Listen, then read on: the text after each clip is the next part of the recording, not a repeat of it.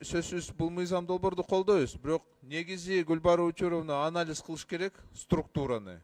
Кайсы райондо кандай нагрузка, и бизге ушундай маалыматты берсеңер жакшы болот эле. Бизде буклет катары чыгарып, ошол райондо мындай нагрузка болуп атат деп ушундай берсеңер жакшы болот эле да. Биз өзүбүз көрөт элек. Бишкекте мисалы практически миллиондон ашык жарандар жашайт да. Биякта өтө чоң нагрузка болот. Ошол эле Кара Сууда нагрузка чоң болот да. Башка райондо, кээ райондо андай нагрузка болбойт да. Анан нагрузка деп атасыңар, биз чынында ошол сот реформанын кылайлы деп мамлекеттик пошлина өтө көтөрдүк да.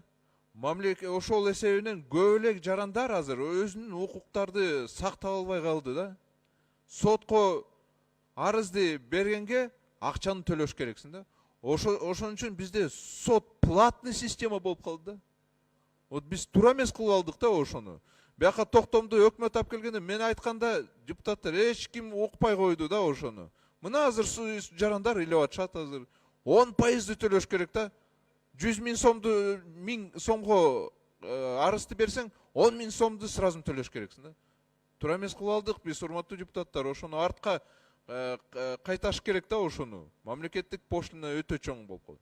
Ал эми судьялар боюнча азыр судьялар кээ иштерди караганда чечкиндүү болбой калышты да. Коркуп эле калышты да, прокуратуранын ГКМдин. Мына мисалы бир эмени карасак, прокуратура келип 3 верховный судьяларга иш козгоду. Эми туура эмес да, жөн эле убакытты мөөнөт жөн эле пропуск болуп калды, ошону карабай калды деп ишти козгоп, бул эмне деген билбейм. Башка судьялар андай кылчу, көп эле ушундай чындыгында бар мыйзам бузуулар. Бирок аларга иш козголгон эмес да.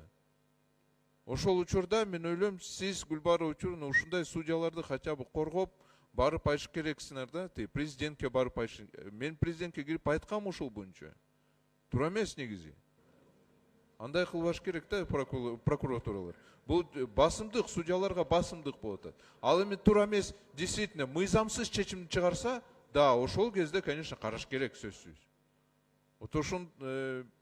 Ошол боюнча мен сизге дагы бир жолу кайрылат элем, ошону дагы карап, мүмкүн президентке киресизби, мүмкүн башка прокуратура менен сүйлөшөсүзбү, аны чечиш керек бул маселени.